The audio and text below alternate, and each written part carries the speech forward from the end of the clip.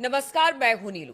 अगर ईरान की बात की जाए तो वो अमेरिका के किसी तरह के कोई दबाव में आने की बात ना करने की कर रहा है, लेकिन दूसरी तरफ अमेरिका लगातार ईरान पर दबाव बना रहा है। अब ऐसे में युद्ध की स्थिति बनती दिखाई दे रही है और किस तरह की तैयारी ईरान के साथ है, कौन ईरान के साथ खड़ा है, यानी कौन कौन से देश ईरान के साथ खड़े हैं और अगर युद्ध जैसे हालात बनते हैं तो किसकी कैसी तैयारी है। बातचीत करने के लिए मयंक मेरे साथ जुड़ गए हैं। मयंक, ईरान ने साफ कर दिया कि किसी तरह का कोई दबाव नहीं होगा, चाहे वो परमाणु कार्यक्रम को लेकर हो या बाकी बातचीत को लेकर हो। अमेरिका उस पर दबाव नहीं बना सकता है और अगर दबाव बनाने की कोशिश की गई तो फिर उसका रिएक्शन भी देखने को मिलेगा। देखिए, आपके दो सवाल हैं, दोनों सवालों को हम अलग अलग देखने की कोशिश करते हैं। पहली बात तो जो विदेश मंत्री हैं ईरान के, अब्बास अरागची, इन्होंने साफ कर दिया है कि अगर ट्रंप किसी तरह का हम पे दबाव बनाते हैं, इस स्थिति में ईरान अमेरिका से कोई बात नहीं करेगा। जो न्यूक्लियर डील को लेकर बात हो रही है, न्यूक्लियर समझौते की कोशिश कर रहे हैं अमेरिका, तो ईरान की तरफ से, खैमेनी की तरफ से साफ कह दिया गया है कि भाई अगर आप ये चाहते हो कि अगर आप धमकी दोगे युद्ध करना है, हम हमला कर देंगे। अगर आप ये धमकी देते हो कि हम आपके ऊपर जो है B-2 बॉम्बर्स से हमले कर देंगे, तो हम दबाव में नहीं आएंगे। अब आपका जो दूसरा सवाल है, जिसको लेकर इंटरनेशनल मीडिया में जबरदस्त चर्चा है कि भाई खामेनेई का क्या प्लान है युद्ध को लेकर अगर अमेरिका की तरफ से हमला होता है। देखिए, ऐसी चर्चाएं हैं सोशल मीडिया में कि ट्रंप ने अमेरिकी फोर्सेस को और इजराइल दोनों को फ्री हैंड दे दिया है ईरान पर हमला करने के लिए। ये बात पिछले 48 घंटे से ट्रेंड हो रही है सोशल मीडिया में कि ट्रंप ने जो है ओके हरी झंडी दे दी है। और ऐसी स्थिति में अगर इजराइल की तरफ से हमला होता है और या फिर अगर अमेरिका की तरफ से जो B-2 बॉम्बर्स वाली बात खूब चल रही है कि अगर उससे ईरान पे हमला होता है तो ईरान का रिस्पांस क्या होगा।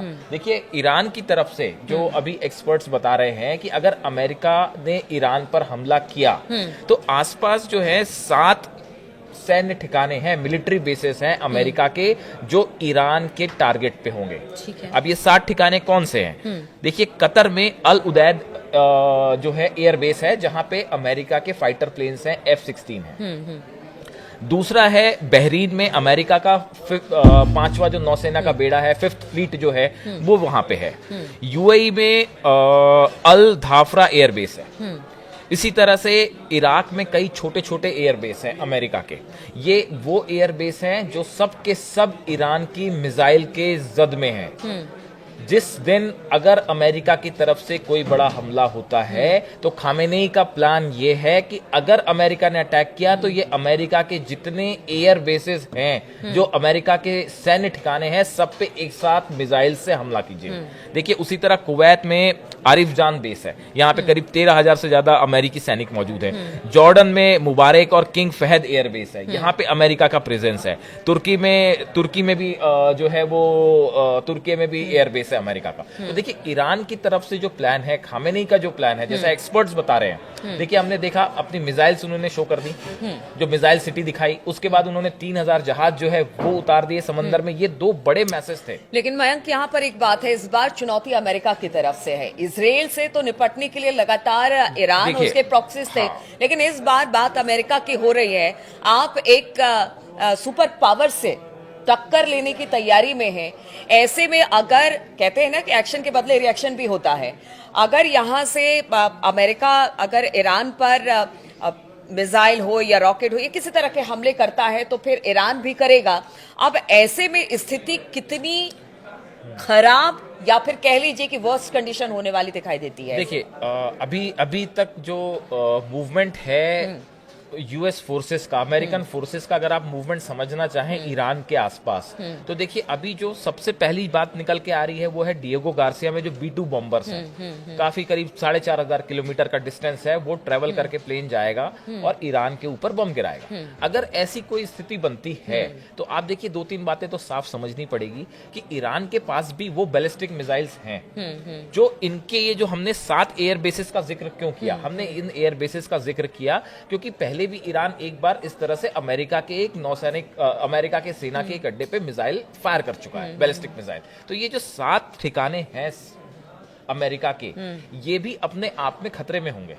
और इसकी तैयारी कर रही है जो ये दिखाई गई थी मिसाइल सिटी जो खामेनी ने दिखाई, ये यही संदेश था कि हमारी जो बैलिस्टिक मिसाइल्स हैं वो तैयार है, अगर आपकी तरफ से हमला होता है तो उसका करारा जवाब मिलेगा, चाहे वो मिसाइल्स के द्वारा दिया जाए। और जो आप देखिए जो 3000 जो जंगी जहाज ये जो ओमान की खाड़ी में उतारे गए, इसके पीछे भी बड़ा संदेश था।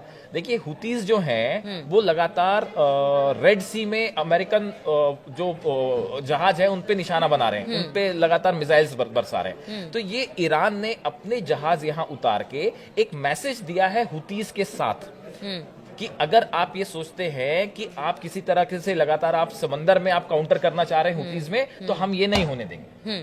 ये बड़ा साफ मैसेज था ईरान का हुतीज के फेवर में। तो देखिए एक तरफ ईरान के प्रॉक्सीज हैं, खामेनी का स्टैंड हमने पिछले वीडियो में भी कहा कि पिछले कुछ समय में आप देखिए खामेनी दोनों तरफ से बहुत मजबूत कदम उठा रहे हैं ईरान की तरफ से, चाहे वो यूनाइटेड नेशंस के लेवल पे हो, चाहे वो अंतरराष्ट्रीय स्टेज पे हो, लगातार वो पीस की बात भी कर रहे हैं। और जब ये स्थिति बनती है कि अगर B-2 बॉम्बर्स भेजे जा रहे हैं और ये संभावना बनती है कि भाई उससे ईरान के ऊपर हमला हो सकता है, तो उसको काउंटर करने की स्ट्रेटेजी भी जो है बिल्कुल क्लियर है। लेकिन एक चीज है, अमेरिका चूंकि देखिए अगर डोनाल्ड ट्रंप आए, डोनाल्ड ट्रंप ने लगातार ये बात कहने की कोशिश की कि देखिए मैं शांति चाहता हूं, चाहे वो रूस के फ्रंट पे हो या फिर अगर बात की जाए ईरान या फिर इजराइल के।